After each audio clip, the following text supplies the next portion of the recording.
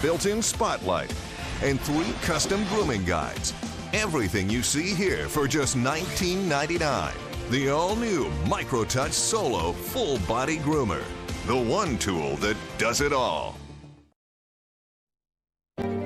Well, the virus has now killed more than 100 people in China, and new cases have been confirmed around the world. So you don't want to frighten the American public. France and South Korea have also got evacuation plans. But you need to prepare for and assume strongly warning Americans to avoid all non-essential travel to China. That this is going to be a real serious problem. France, Australia, Canada, the US, Singapore, Cambodia, Vietnam, the list goes on. Health officials are investigating more than 100 possible cases in the US. Germany, a man has contracted the virus. The epidemic is a demon, and we cannot let this demon hide. Japan, where a bus driver contracted the virus. Coronavirus has killed more than 100 people there and infected more than 4,500.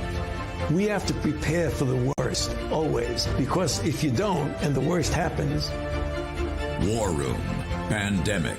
Here's your host, Stephen K. Bannon. Welcome back to the War Room. It's Wednesday, July the 15th, the year of our Lord 2020. And believe me, yesterday is going to be a day to remember, a day that you want to mark down in your diary. We got into all of that in the first half of this show on episode 281. We're in episode 282 now. I'm Raheem Kassam, in for Stephen K. Bannon, Jack Maxey, and Greg Manns. Join me in the War Room. It is on America's Voice.news, of course, on Newsmax TV later on in the day.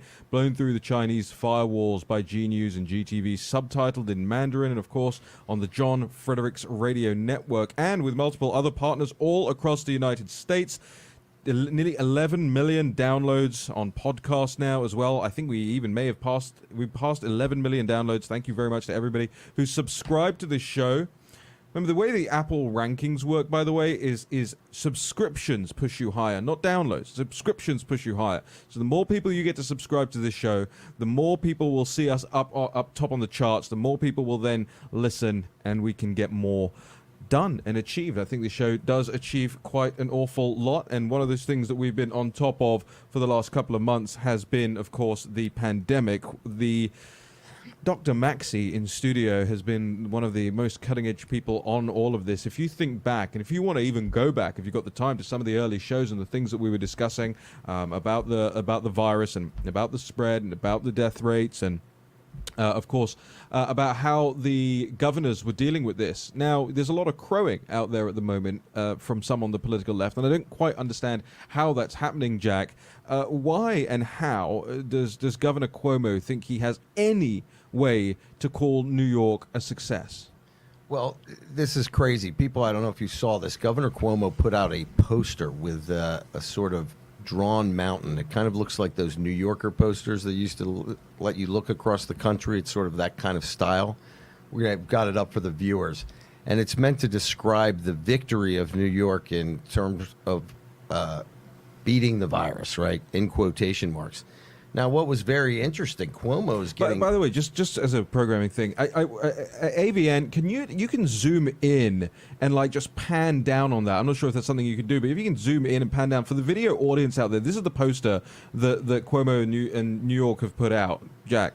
Well, and he's selling the poster, right? He's trying to raise money with the poster, and it's very self-congratulatory. New York did it. New York is number one, et cetera, et cetera. And now he's getting massive pushback from people all over New York. In fact, Jake Tapper last night on CNN said, how can this guy basically talk about this legacy that people are going to be talking about for decades and decades when we lost 33,000 New Yorkers? And Cuomo is out there trying to promote himself, trying to promote his future political cred, I guess. And he is in complete denial about the absolute disaster and the collapse of the elderly care homes in New York, where he and his own health director mandated that people who were still positive for COVID-19 get sent back to these old age homes.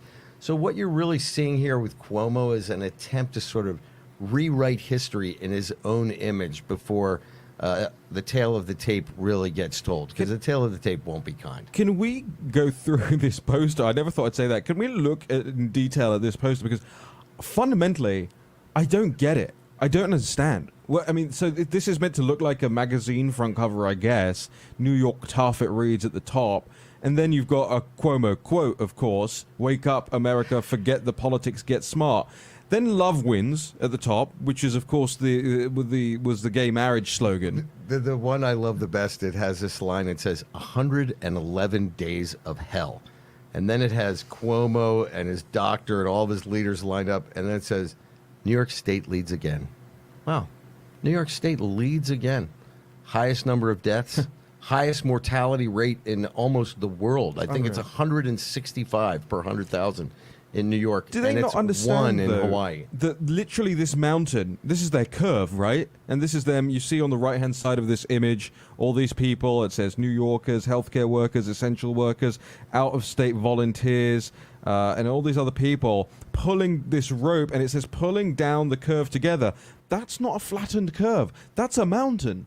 Right. It's a disaster. It describes what happened in New York, which was, by any standard, was an absolute unmitigated disaster on a comparative basis to almost any other city in the world. Now, you mentioned Tapper, you mentioned CNN, and Tapper, they're even starting to lace into Governor Cuomo here. I think we actually have the clip. Let's roll it. And, you know, we all hope that they stay down. But let's be clear, this is revisionism. And a lot of the crowing, and Governor Cuomo going on late night, is offending a lot of New Yorkers, given the fact that this is the highest death toll of any state, more than 32,000 dead. The next closest is New Jersey with 17,000. Are people going to be talking about what Governor Cuomo did for decades to come in the way he hopes? Unfortunately, I don't think so, Jake. I mean, I think we're very early days in this. You know, we're looking at the first. Is Chris Cuomo, is Andrew Cuomo's brother still making jokes with him on air on CNN about the size of the Q-tips he needs, or any of that? Are they making, like, because remember, at the peak of the virus in New York, Governor Cuomo was palling around with his brother live on CNN. Now you got CNN, you got another CNN anchor here, finally recognizing that Governor Cuomo's leadership or lack thereof, or stewardship of people into their graves, is a complete indictment of the way they've treated this guy all along this way. And it reminds me of how they treated. Remember Michael Avenatti? Ladies and gentlemen? Remember how CNN had that guy on every other night, lauding him? He was fantastic. He was brilliant. He's going to run for president. He's really going to shake things up. He's the one that can take the fight to Trump. Oh, turns out convicted felon. Jack. Well, I mean, what is so crazy about this is it really was 111 days of hell for New York. 33,000 people died. And Governor Cuomo's response to this is to make a childlike poster promoting himself. There's nothing on this poster at all that venerates the dead. There's nothing. There's not even a number. But there is a little picture of Donald Trump sitting in a crescent moon. It says, it's just the flu. This is deeply offensive, actually. We just started looking at the poster this morning, Raheem and I, when we heard about it. And it is absolutely deeply offensive. And it shows you quite a bit, right? They're trying to work this out. They're not trying to figure out what could we have done better. Where did we make mistakes? How can we make sure that the people of New York will be safer in the second go around, or if another pandemic occurred? No, this is 100% CYA all the time. And you'll see this over and over again with the progressive left where this disease is concerned. Silent Greg. Yeah, and Jack, that was when I looked at this, one of the first things I noticed was the idle President Trump. And that's offensive to put this out here, something to sell for New York State, when President Trump has been doing so much to combat this, where he's got his hands tucked in, and there's absolutely no reason to put a dig at President Trump on this type of product. And you know, for the audience out there, we're not offended, right? We're not snowflakes. We're not upset by some images. What's offensive is the denigration and the lack of respect that the governor's office, through Andrew Cuomo, enabled by Chris Cuomo, is treating thousands of dead people and their families. It's disrespectful. It's politicking at its most disgusting, and it represents everything that's wrong with the political left's reaction to the pandemic. Now, I think we would be stupid to say, oh, you know, you got to take the partisanship out of this. This is America. You can't take the partisanship out of anything. It's built in to what America is warring tribes, warring factions of people with different political ideas, with different ideas of how to run a country, with different, and that's all fine. And we weigh and factor that in to everything. But when you take thousands of dead people and use it as a mountain, literally, as you saw in the poster there, a mountain by which to attack the president, and as CNN and Jake Tapper just said, to revise history, revisionism. He said revisionism. That's what's offensive, Jack. Well, and also there's elements in this poster that are quite offensive. On the upper left-hand corner, there's a picture of a prop-driven plane flying in, and it's supposed to show how COVID-19 got to New York. And if one can be offended of European extraction, it says Europeans all across the plane, like the Europeans brought the COVID-19 to New York. Is that true? That's in the poster? That's in the poster. I didn't even catch it. Unbelievable. Let's see if we can get that back up on the screen for people watching this video. Let's see if we can zoom in on this airplane that you see to the left of the image. I don't mind live zooming in, guys. You don't need to pull us out and pull us back into the picture. I want to see exactly. And Jack, just describe that for us again. Yeah, it's a prop-driven plane. It looks like something out of Thomas the Tank Engine or something. But it says Europeans on it, bringing the virus to New York in March. They've also, think about this. They've drawn a picture, and one of the quotations in the picture is, "Tell the people the truth, and they will do the right thing." In a picture. In fact, Cuomo is asked about this, like, how did you come up with this concept? And Cuomo says, well, what if someone said, okay, no words. Paint me a picture that tells a story of what you're trying to say. He said for him it was like a relief valve, you know.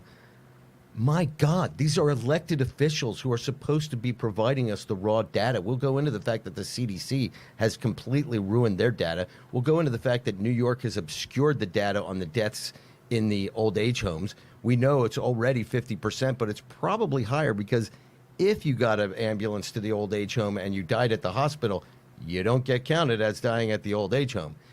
People, we are being scammed. This is the governor of New York defining the pandemic in that great city and that great state with a child's drawing. A child's drawing. Not even a mention of the dead. Not even a mention. It's absolutely extraordinary. Jack, just in the 2 minutes we have left in this segment on the pandemic, where else should we be looking this morning? Well, I think that one of the things that we have to be looking at is opening up the schools. You had Rand Paul discussing it the other day. There's almost zero chance of you're under 30 and healthy of you dying, literally. Yeah. And now we're seeing in schools around the. But hold on, what's the opposition? Let's play it from the other side. What is the keep the schools closed crowd saying, and why are they wrong? Well, I think the opposition is this. Let's remember, we have a political election coming up in the fall, and highly progressive countries in Europe are not having this same debate concerning the danger of schools opening. It is only our teachers' unions and their masters at the DNC who seem to have a problem with opening the schools. And we have scientists and thought leaders in this country discussing how dangerous this is. But nobody, and I've said this from day one, if they would define the risk factors for this disease, everything would have proceeded differently. We did not do what I said we should have done in early February, which is circle up the old age homes. And now we're debating denying children another 6 months of schooling. What do you think it does to a human being to take a year of learning away from them in their developmental moment? I think it's beyond scary. I know that people want to talk about these increasing case numbers. It is true. Numbers are going up everywhere, but many of these numbers are coming in through young people who have almost no symptoms. You got to remember, these asymptomatic people did not get tested 3 months ago. Right. So we're doing roughly 750,000 tests a day. Yes, the infection rate is going up, but we are not seeing an equal spike in the death rate. So these are all positive things. We have made strides in terms of therapeutics, the hydroxychloroquine. We've talked about that, the remdesivir, all these things, the blood thinners. We'll get into more of it in the next segment here, Jack. We've got the Navarro op-ed in USA Today to go through the Moderna vaccine, half measures and more to go through here. And as the president said yesterday, you know, when it came to H1N1, Biden and Obama, they just stopped testing. We'll be back in a second. Everyone loves the benefits of compression socks, but they're just so hard to get on. Until now. Introducing the all-new Copperfit Energy Socks, redesigned for the first ever easy on, easy off fit to help reduce swelling, relieve tired, achy muscles, and provide energizing support. A new blend of stretch fabric for the most comfortable, easy on, easy off compression fit. Being a SWAT commander, we train to win. The Copperfit Energy Socks, they didn't feel like other compression socks. They totally exceeded my expectations. Our most powerful copper-infused fabric, woven into our easy on, easy off compression sock to help reduce swelling discomfort from prolonged sitting or standing. I'm 38 and a half weeks pregnant. Copperfit Energy Socks worked beautifully. Extra support around the arch and ankles for increased support and relief of muscle aches and pains. I'm so excited about these socks. I'm so much more energized to go do things after a day of work. They just slip right on, yet they still have that same compression that you want. A soft cushion footbed for all-day comfort. I'm on my feet at least 9 to 10 hours a day. These were fantastic. A lot of compression socks are a little too thin, especially for what I do. With Copperfit, I could wear these every day. Feel more energized. Feel more active. Just feel better. They just hug your leg. It relieves all the pressure that you have. I have so much energy, I can go, hey, you want to dance? The first ever easy on, easy off compression sock. The most comfortable compression sock you will ever wear. Get your Copperfit Energy Socks now online at GetEnergySocks.com for only $19.99 or call 1-800-978-1224. Order right now and we'll include a second pair of compression socks free. I've never felt anything like it before. No more pain, no more swelling, no more achy, tired feet. I can never go back to regular compression socks again. Don't settle for ordinary. Ask for the original by name, Copperfit Energy Socks. You hate coming home to a dark house, and leaving lights on all night drives utility bills out of sight. You need the Bell & Howell Bionic Spotlight, the outdoor motion sensor light that turns on the instant motion is detected and turns off when the motion stops. Bionic Spotlight is solar powered, so there's no expensive wiring or batteries to change. The instant the motion sensor detects movement, Bionic Spotlight triggers 8 high-intensity LED lights that shower the entire area with light and then shuts off 30 seconds after it stops. So you can spend hundreds of dollars on an outdoor lighting system, or you can get the motion-activated Bionic Spotlight for just $19.95 with free shipping. Bionic Spotlight is backed by our 5-year warranty. But wait, if you order right now, you can double the offer and get a second Bionic Spotlight. Just pay a separate fee. And when you call, ask about the contractor's discount on the complete 6-light home value set. Here's how to order. Call 1-800-486-4451 or go to BionicSpotlight.com. That's 1-800-486-4451 or order online at BionicSpotlight.com. War Room Pandemic with Stephen K. Bannon. The epidemic is a demon, and we cannot let this demon hide. War Room Pandemic. Here's your host, Stephen K. Bannon.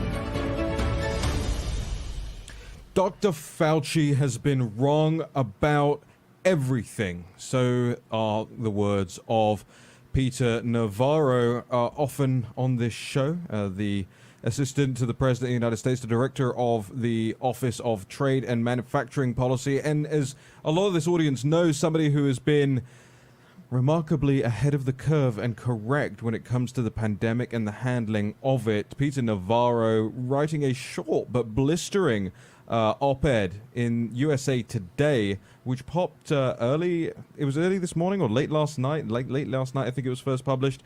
And I want to actually, it's short enough that I can read the whole thing to you, and then I want to bring Jack Maxey and Greg Manns in for analysis of this. So here goes. Anthony Fauci has been wrong about everything I've interacted with him on, says Peter Navarro. Quote, Dr. Anthony Fauci has a good bedside manner with the public, but he's been wrong about everything I've interacted with him on. In late January, when I was making the case on behalf of the president to take down the flights from China, Fauci fought against the president's courageous decision, which might well have saved hundreds of thousands of American lives. When I warned in late January in a memo of possibly deadly pandemic, the director of the National Institute of Allergy and Infectious Diseases was telling the news media not to worry. When I was working feverishly on behalf of the president in February to help engineer the fastest industrial mobilization of the healthcare sector in our history, Fauci was still telling the public the China virus was low risk.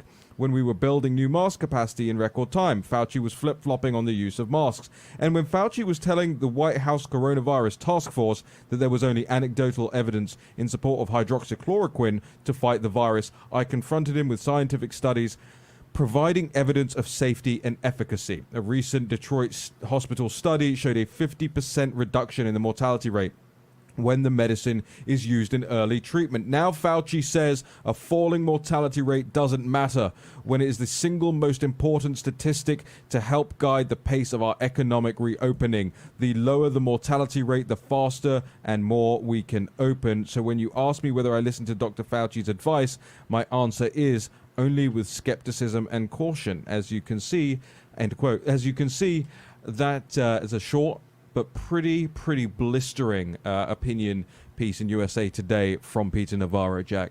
Well, you know, listen, Dr. Fauci is obviously a good man.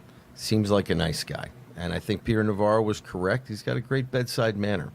But the guy never talks about data. He never has provided a single statistic on anything, including masks, etc., etc., etc. Now, I know it's not comfortable for the U.S. media to do their jobs and look back retrospectively at anyone's career, but let's remember what Dr. Fauci did during the Ebola virus. There were 2 nurses in Dallas who caught Ebola while treating a patient using the protective gear guidelines provided by the NIH and Fauci. And Fauci later admits that he was wrong, that they should have been covered from head to toe, that he didn't call it correctly. Well, guess what?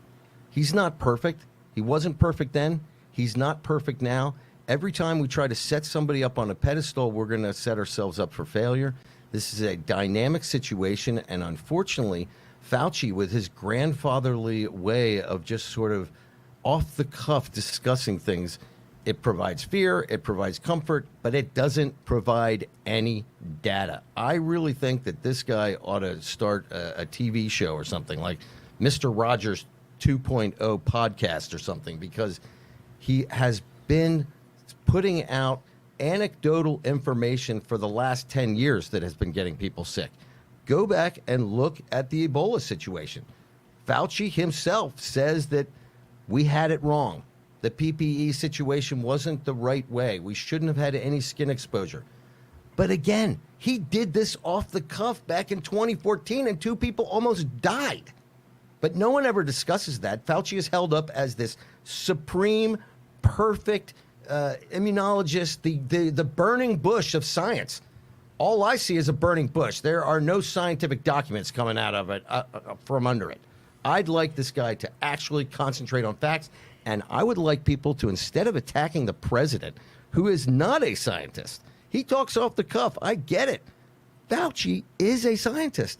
And he talks off the cuff in the same way that President Trump does, but everybody acknowledges it like, oh, well, he's so smart. Isn't he a fascinating guy? Oh, my gosh, isn't he handsome? Yeah, you had Brad Pitt playing him. Brad Pitt.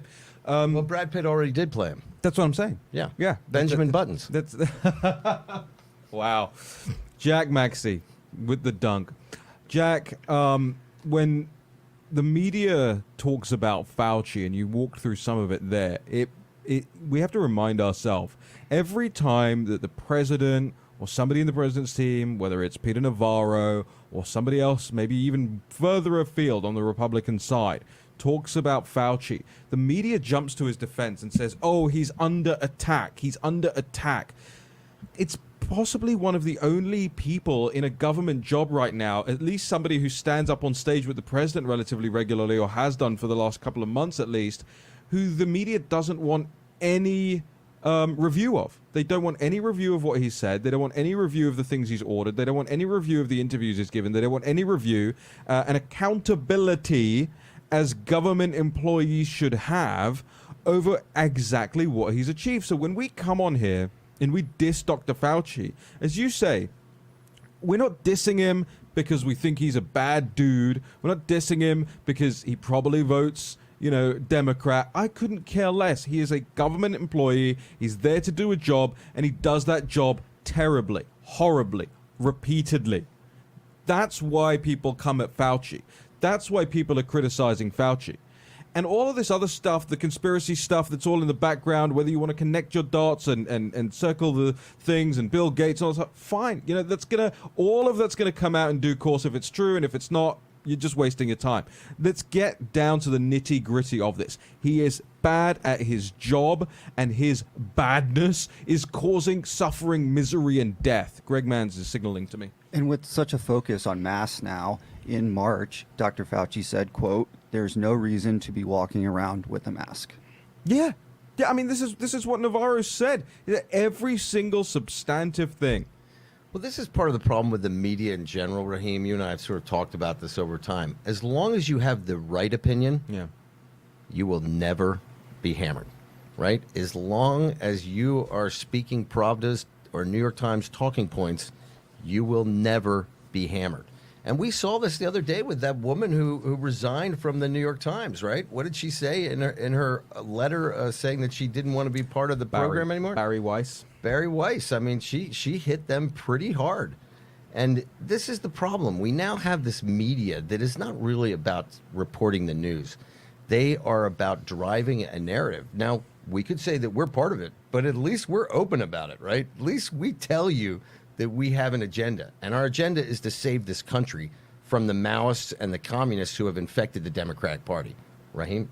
Yeah, look, I think it's even beyond that. And we'll get into the Barry Weiss thing. It's a good call, Jack. We'll get into that in the next segment as well, because here is an example of somebody who's on the center left.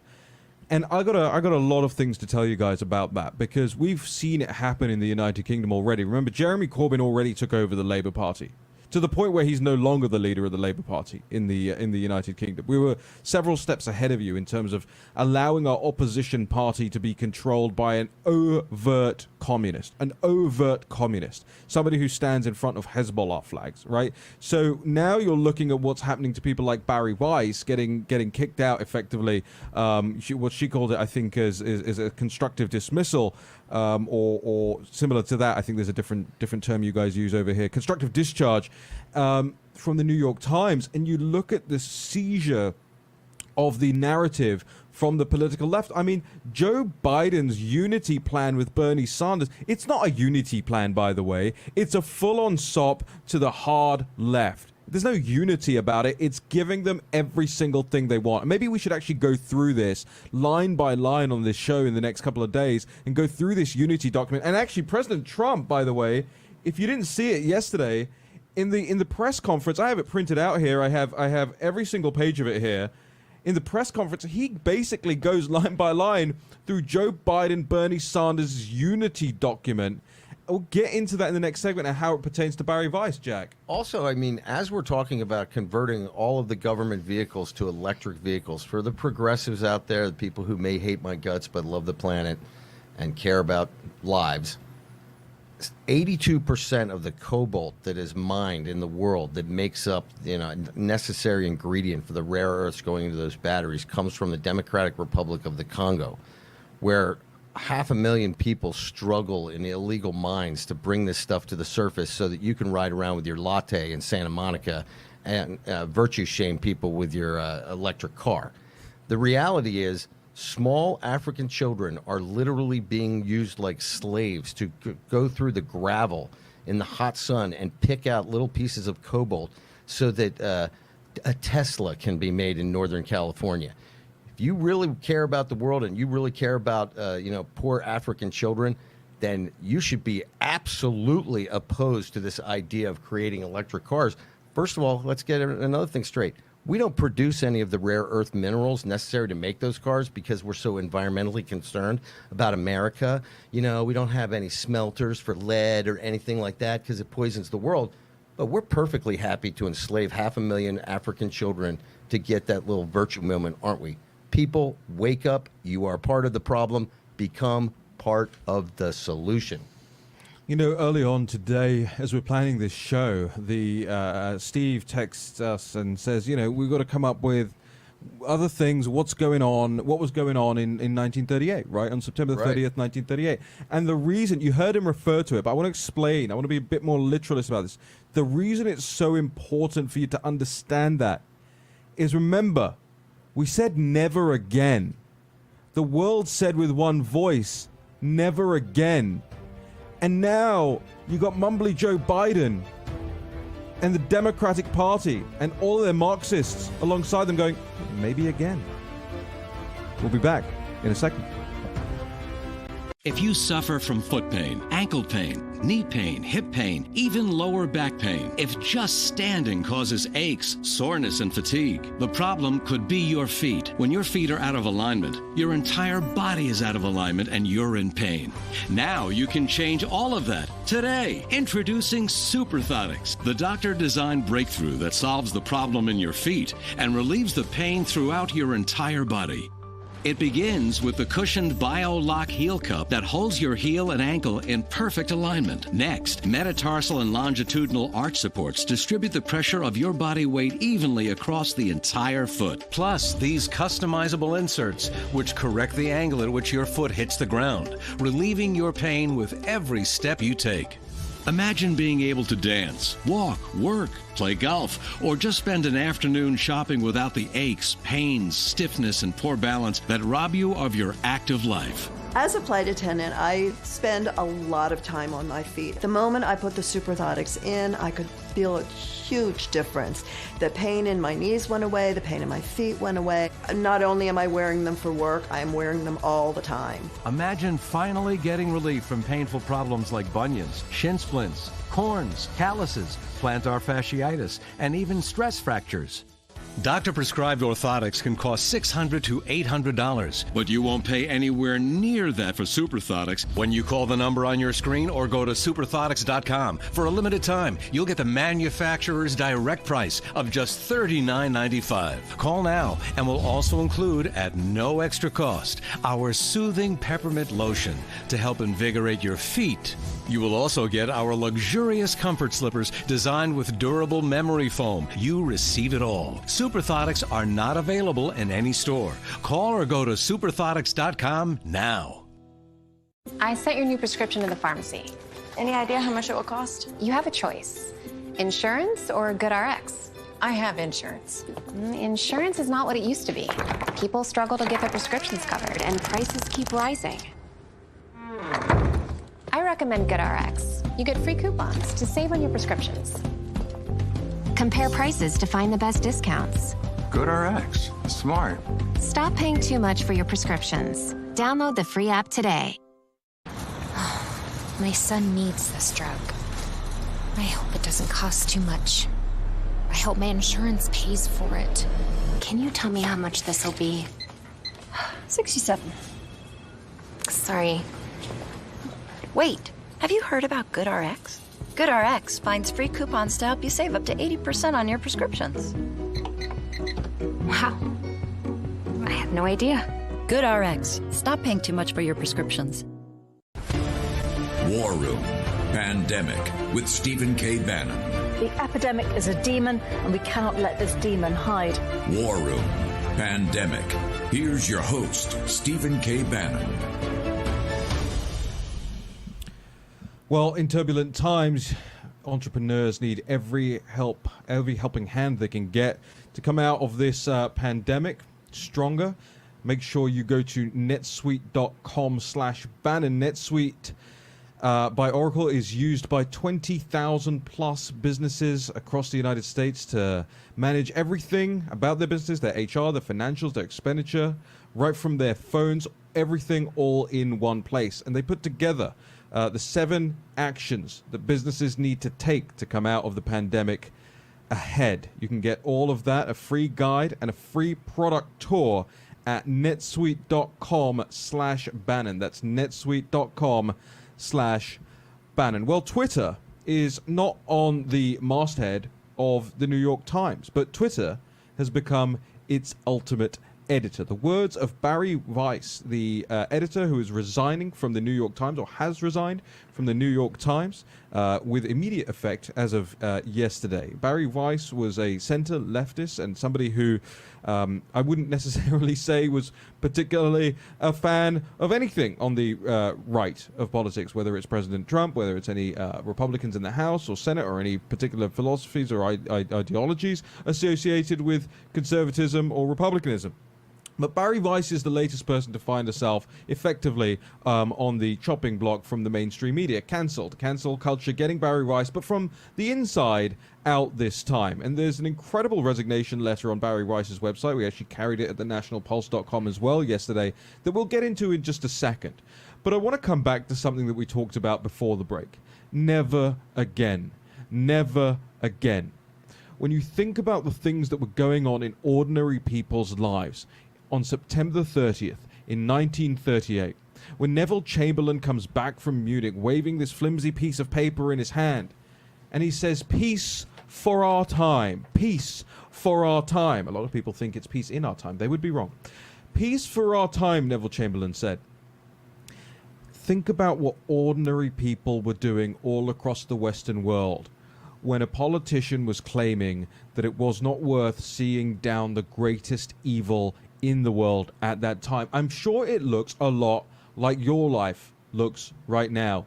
People were taking their kids to school. People were getting on with their day-to-day lives. They were watching major sporting events. Life was continuing on as normal as it was for back then. And that's why when we look at this, when we look at everything that's going on with the CCP, with the Chinese Communist Party, with the CCP virus, with TikTok, with Huawei, with ZTE, with all the sanctions and the actions that are being taken from the Trump administration right now, you have to ask yourself, are you, as Jack Maxey said, a part of the solution here? Because on September the 30th, in 1938, there were throngs of people supportive of Chamberlain crowded outside Buckingham Palace as Chamberlain went in to see the monarch and stood on that balcony, and he was received as a national hero in that moment for declaring peace for our time. We now know, with hindsight, which is 2020, that that was the wrong thing to do, and that it plunged Europe into deeper and darker times, resulting in millions upon millions of deaths and the hyper-targeting of one ethnic minority, in particular the Jewish populations of Europe. And at the time, ordinary people waved at Neville Chamberlain. They said it was a great thing he was doing to appease Hitler, to appease the enemy in the world. And it's the very same thing that we're seeing taking place today. Whether it's Joe Biden, whether it's anybody, frankly, most on the Democratic side, the appeasement of the Chinese Communist Party, from Silicon Valley, from major corporations in the United States and the NBA, from big celebrity figures, sporting figures, all across the Western world. We're not saying never again anymore. We're saying maybe again. Well, you know, Raheem, you and I were talking about this last night at dinner, and one of the stories that came out last week that I still want to have a follow-up on is the 13 tons of human hair that was sold to the United States as hair extensions that was captured by Customs and Border Patrol on July 1. I want to know, did that come from the Uyghurs in the concentration camps as was declared on day one as a probable answer? We need to know this. Any media out there, you need to ask the questions. And I cannot think of a more powerful and terrifying image when I go back and look at history than the images of the shoes piled up and the human hair piled up at Auschwitz and other death camps. And here we are, American citizens are purchasing human hair taken from people in concentration camps. America, you're better than that. People, you're better than that. Demand that you be part of the moral side of history, because you know your very own spirituality depends on it, and the freedom of the West and this country depends on it. Everybody needs to begin taking responsibility. And I know we've gone a little further than we wanted to. I know we want to cover the the Moderna vaccine bit. You want to get into that? Yeah, absolutely. But Jack, it was so important. It's so important to stress this over and over again. And you see Stephen K. Bannon, the first hour of this show this morning, you might think, Steve's really on fire this morning. Well, Steve's on fire every day. And the reason is because it's the understanding of good versus evil in the world. And the alliance of liberty that is coming together right now under President Donald J. Trump, while the media mocks him. The media mocks him. They ask him stupid questions, pathetic questions, try and trip him up. And he's putting together right now, along with other great figures out there, Mike Pence, Mike Pompeo, Robert Bryant, everyone in this territory who's helping pull together the Alliance of Liberty. They are flying around the world. Pompeo just said, he's going to Europe next week. He commended the United Kingdom and their decision about Huawei yesterday. Much more to be done on that, by the way. But it's a start, and it's a really good start to have these allies in your corner, on your side. The nations of the world that lead the way morally and always have. And that's what President Trump's doing. Is he the most eloquent person over this whole speech he gave yesterday? No. But is it quite easy to pick out the signal from the noise? Look, here. This is what, if you're watching this rather than listening to this on podcast, you can see I'm holding up my notes right now. Pick out the signal from the noise. You'll see my highlights. You got to go and do this yourselves, guys, because it's the only way we're going to get to a position where, as a nation and as a civilization, we move united against one of the greatest evils, if not the greatest evil the world has faced in many, many years. Jack, tell us a little bit about this Moderna vaccine, and then I want to take us back over to Barry Weiss. Well, Moderna's just completed a phase 1 test of the vaccine. They did it on 45 adults, 18 to 35, or 55, I guess. What was interesting is they used 3 different dosing schedules, one of 25 micrograms, 100 micrograms, and 250 micrograms. They developed antibodies in each one of these cases. They sort of found the same thing that the Oxford study found a few weeks ago, that the level of the infection or the level of the dosage would mean an increase in antibodies. So the lower dosage had lower number of antibodies, whereas the higher dosages had higher numbers of antibodies. One thing that was kind of good about this vaccine study is apparently the side effects were not as troubling as what we were hearing coming out of China in their thing, where over 85% of the people were literally coming down with something that was going to put them in bed for a day. This, people are getting sort of mild effects, same thing that you might get from the flu. But I think one of the things that's really interesting, Raheem, about all these vaccine studies that are coming out is the real questions concerning how long or even if you retain antibodies or antibodies that can be discovered in a lab test. For example, they just did a study out of, this just was published a few days ago out of Massachusetts. Mass General was the hospital. They had, I believe, an 82-year-old man. He got COVID-19. He went into the ICU. After 2 or 3 weeks, he recovered. And another week later, he came back and he re-caught COVID-19. So there's a lot of question right now as to, even if there is a vaccine, how long will it last for?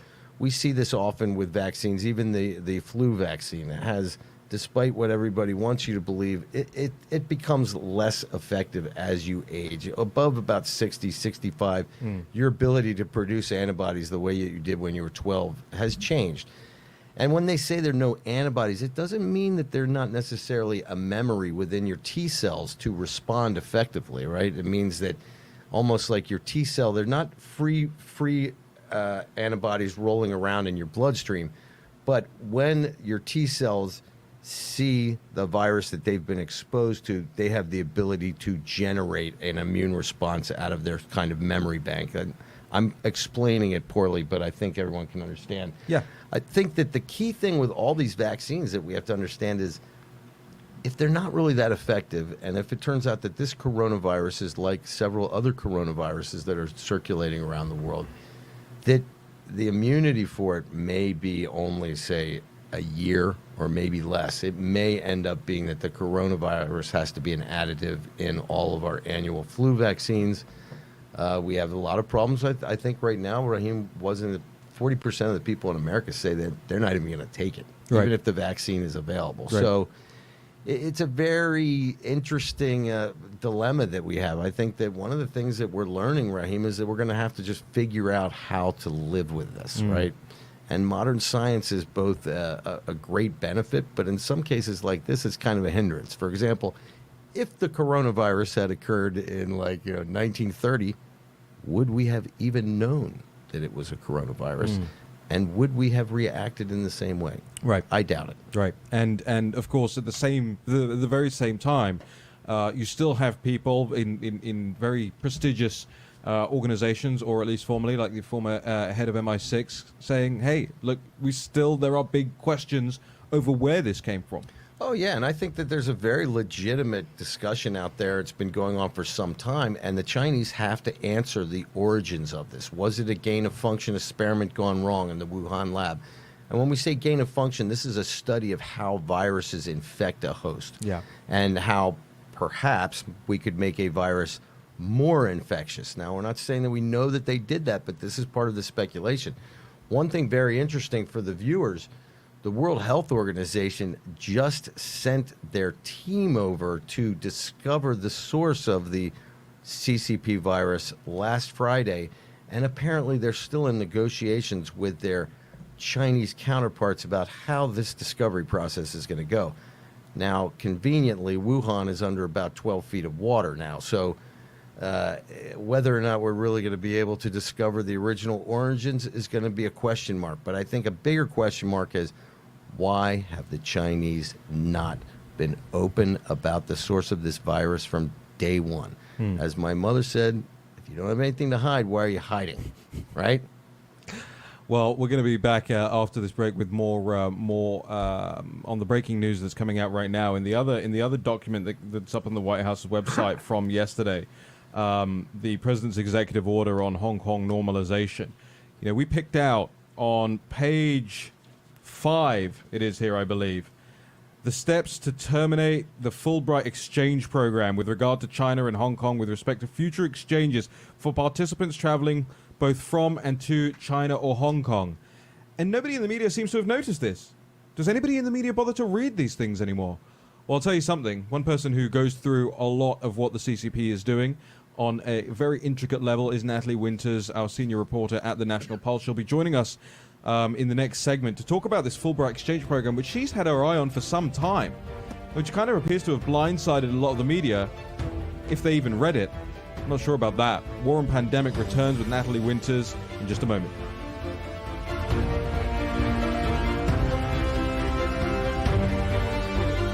Hello, I'm Mike Lindell, inventor of MyPillow. Just like you, I had problems sleeping. I tried every pillow out there and nothing worked. 15 years ago, I invented MyPillow. It took me 2 years to develop because I wanted to have everything you would ever want in a pillow. I made sure that you could adjust my patented fill so you could have the exact support you need as an individual, regardless of your sleep position. I also wanted a pillow that would last, so I made MyPillow machine washable and dryable.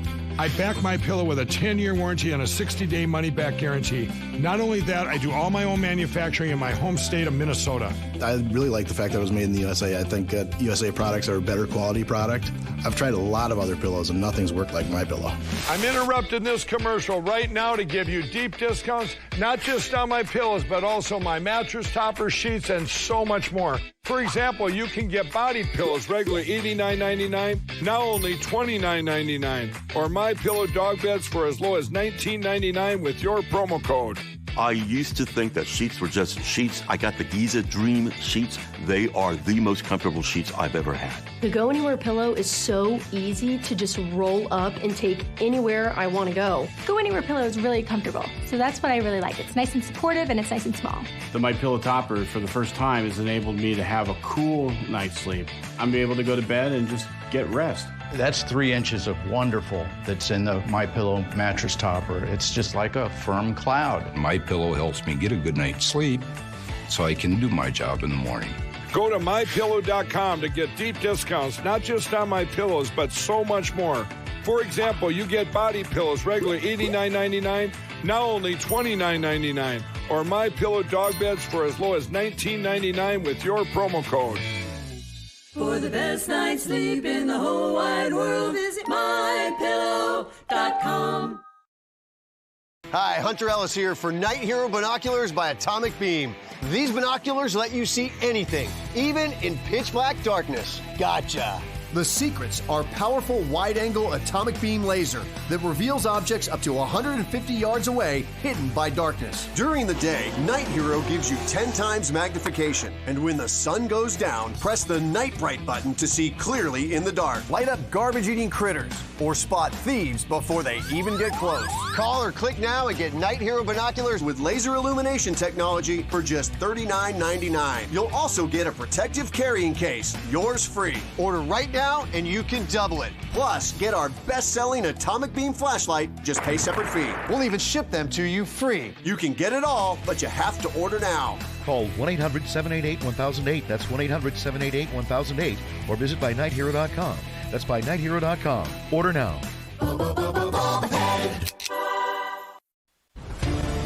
War Room Pandemic with Stephen K. Bannon. The epidemic is a demon, and we cannot let this demon hide. War Room Pandemic. Here's your host, Stephen K. Bannon. Welcome back to War Room Pandemic, broadcasting live from Capitol Hill. Greg Manns, Jack Maxey, and Raheem Kassam. You know, in turbulent times, entrepreneurs need every advantage they can get. We're proud to have NetSuite by Oracle as a sponsor of this show. You can get a free product guide, the 7 actions businesses need to take, and a product tour from NetSuite as well at netsuite.com/Bannon. That's netsuite.com/Bannon.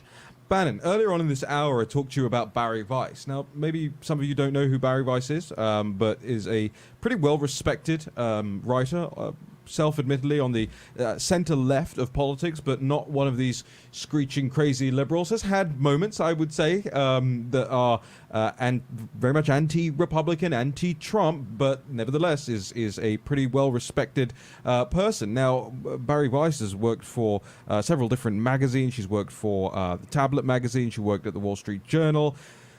She has been at the I believe, Vanity Fair in the past, and also most recently, at the New York Times. Now, Barry Weiss actually wrote a resignation letter to the New York Times yesterday, and it bears reading some of the quotes from this letter because they are so deeply disturbing when you think about the paper of record. Now, the paper of record's record back in the 1930s, not so hot, by the way. And in a similar time, when we find ourselves coming to we hope not a kinetic conclusion to this fight between the free world, or the free nations of the world, and the Chinese Communist Party. It beggars belief that the New York Times is where it's at the moment. But I want to read you Barry Weiss's words so you can hear for yourself what inside the New York Times looks like for a 36-year-old Jewish opinion writer who is widely respected in the media circles across the United States and beyond. Now, she opens this letter to the managers of the New York Times by saying, "It is with sadness that I write to you to tell you that I am resigning from the New York Times." But I want to go down into this a little bit more and quote, "The lessons that ought to have followed the election," she's talking about 2016, "lessons about the importance of understanding other Americans, the necessity of resisting tribalism, the centrality of the free exchange of ideas to a democratic society, have not been learned. Instead, a new consensus has emerged in the press, but perhaps especially at this paper, that truth isn't a process of collective discovery, but an orthodoxy already known to an enlightened few whose job it is to inform everyone else. Twitter is not on the masthead of the New York Times, but Twitter has become its ultimate editor." She's remarking there upon the cancel culture, upon this mob mentality that takes root on the political left and effectively forces people either out or forces editors to edit out of their papers things that are genuine and reasonable opinions. You saw, I think it was the Tom Cotton op-ed just a couple of weeks ago, that effectively got cancelled, and those sorts of views cancelled from within the left media. I want to continue on with this because Barry talks about her own personal experiences here. My own forays into wrong think have made me the subject of constant bullying by colleagues who disagree with my views.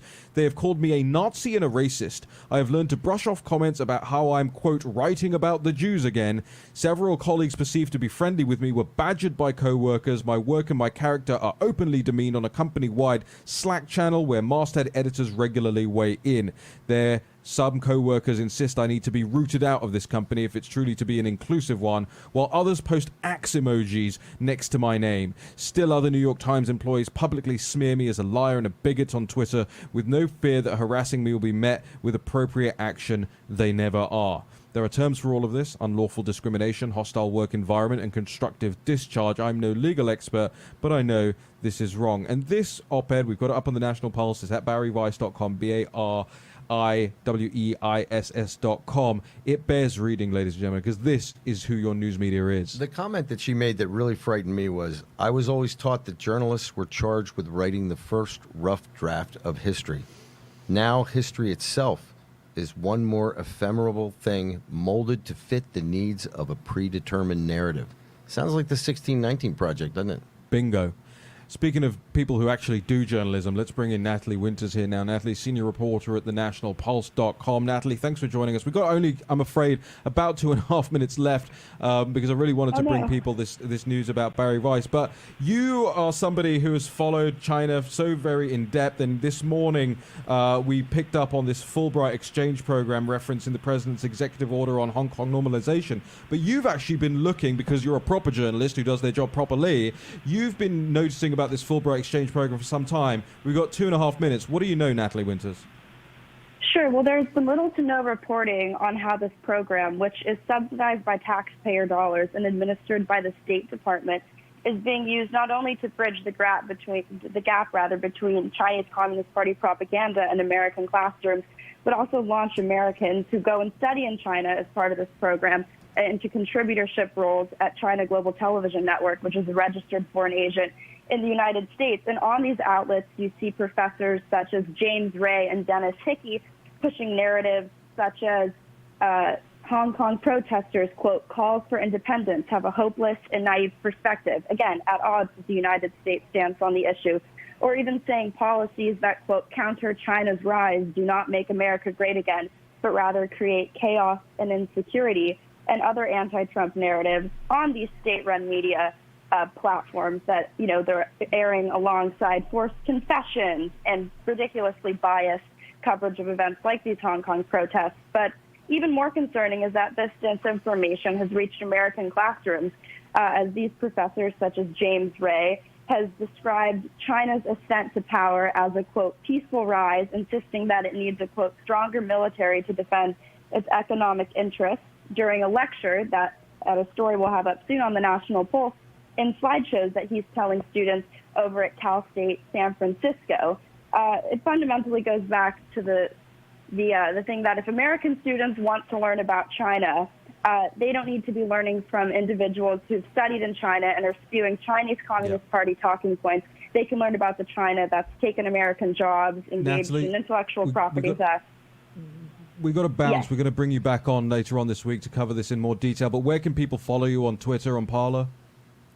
My Twitter is Natalie G. Winters, and I write for the National Pulse. Thank you so much for having me on. You can follow at the Nat Pulse, which now stands for the Natalie Pulse. All right, we're going to be back with more War Room Pandemic tomorrow morning, 10 a.m. Greg Mance, Jack Maxey, Raheem Kassam, Stephen K. Bannon. Make sure you're subscribed, that you rate us 5 stars, that you go to pandemic.warroom.org, that you signed up to the newsletter, that you get Greg Mance's show notes every day, that you share the show, that you share the live stream, that you like us, and get this information to more people. It's on you, ladies and gentlemen. See you tomorrow. If you suffer from foot pain, ankle pain, knee pain, hip pain, even lower back pain, if just standing causes aches, soreness, and fatigue, the problem could be your feet. When your feet are out of alignment, your entire body is out of alignment and you're in pain. Now you can change all of that. Today, introducing Superthotics, the doctor-designed breakthrough that solves the problem in your feet and relieves the pain throughout your entire body. It begins with the cushioned BioLock heel cup that holds your heel and ankle in perfect alignment. Next, metatarsal and longitudinal arch supports distribute the pressure of your body weight evenly across the entire foot. Plus, these customizable inserts, which correct the angle